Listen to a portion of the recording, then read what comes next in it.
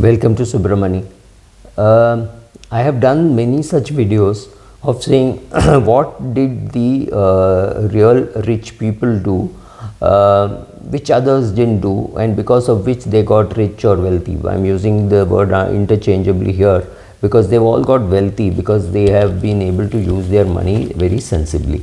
So, one thing undeniably, they all hit high salaries at a young age. So which means they could have started their compounding at the age of 25, 26 instead of 32, 33. Maybe because my sample is very biased. I know most of these people are connected to the financial services. They lived in places like Ghatkopar where I grew up. So all these people I knew invested in equity, or they did something like investing in equity, investing in real estate, flipping assets, or those things. But some of these common traits are, yes, they all started early.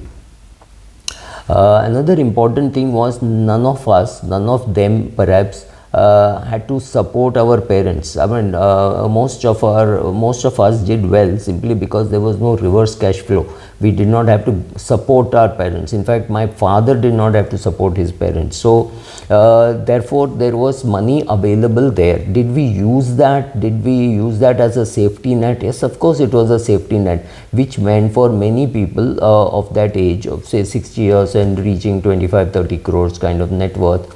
Am I saying is it big or small? No, I'm not saying anything like that. I'm saying it is sufficient for them to retire and retire comfortably, although many of them keep asking whether they have enough money to retire.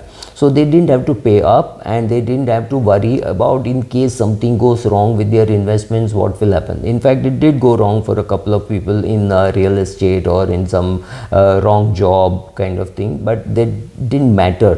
They could always they knew that the parental portfolio was available. However, the availability was not very big, like it may have been say 1 crore.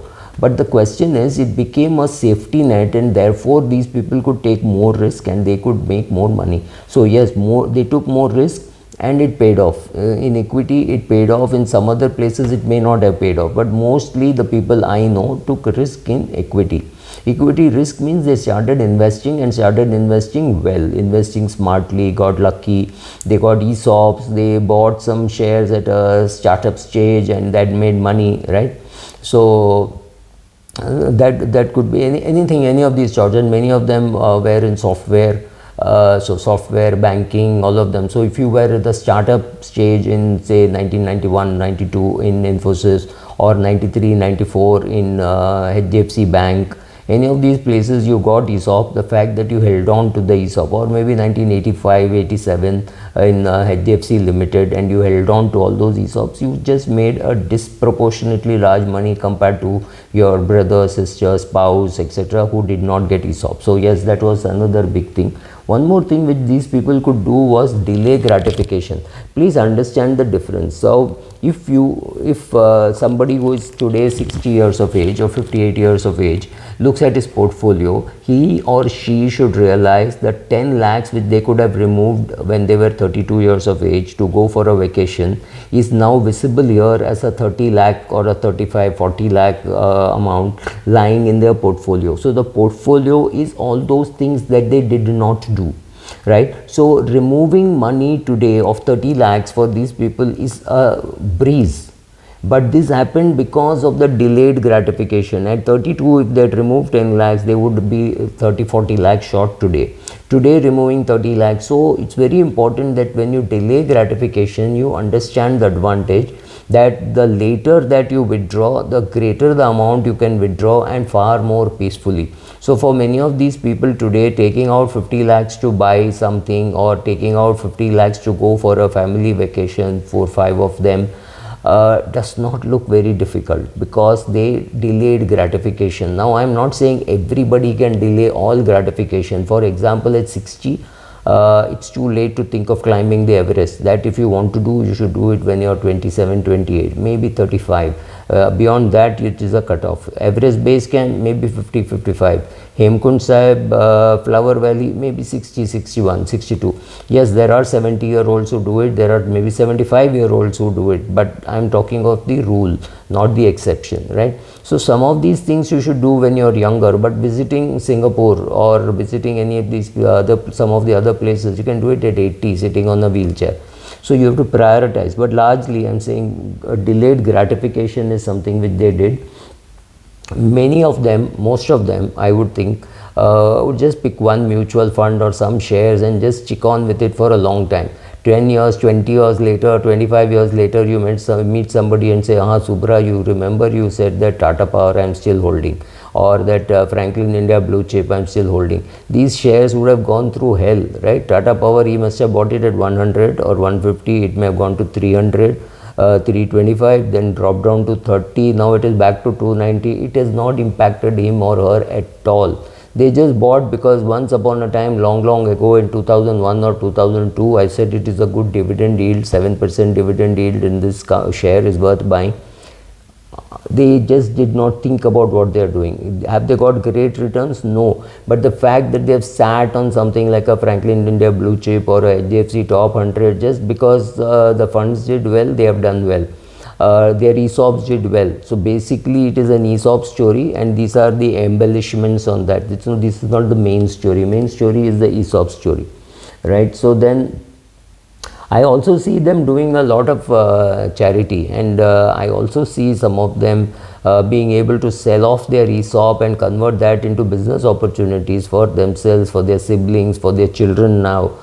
Saying, okay, what is the use in having 25 crores worth of ESOP if I am not going to use it for something, for my son to start a business or my daughter to start a business. So some of that is happening. A lot of charity is happening, people paying the school fees and college fees of their children or people around them. I also know of a friend who sponsored his nephew's education abroad.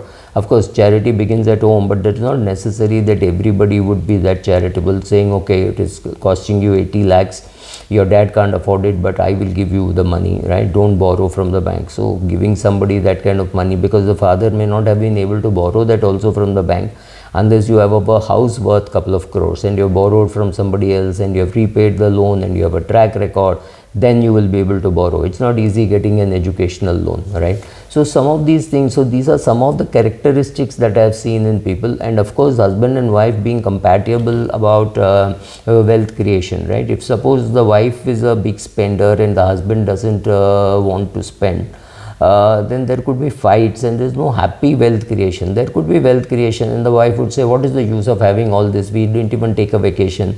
We didn't even spend on jewelry. Or the reverse, the wife wants to save and invest and grow, and the husband says, no, what is the use? You live only once, so we should spend it. So compatibility between spouse and between the spouses is important. Compatibility that your parents don't make a big hole in their portfolios or in their lifestyle, because of which you have to sell your equity or at a completely wrong time, right? So some of these things help. So none of them had any such emergencies or things like that. So I just thought these are some of the characteristics. It's not everything which was within their control, but it meant that all these people, by the time they are 55, 60, sorry, have reached net worths of 25, 30 crores, somebody maybe even 50, 55 crores, right? Did they plan to do it that way? No, none of them planned to do it that way. All of them would have been very happy if they were told in 1980s saying, I will give you 2 crores and a job for life and a car and driver and a house. They would have happily taken it. They had no clue that they would reach 25 crores. But yeah, these are some of the characteristics which I can see among them, because of which they reached this 20-25 crores. Thank you.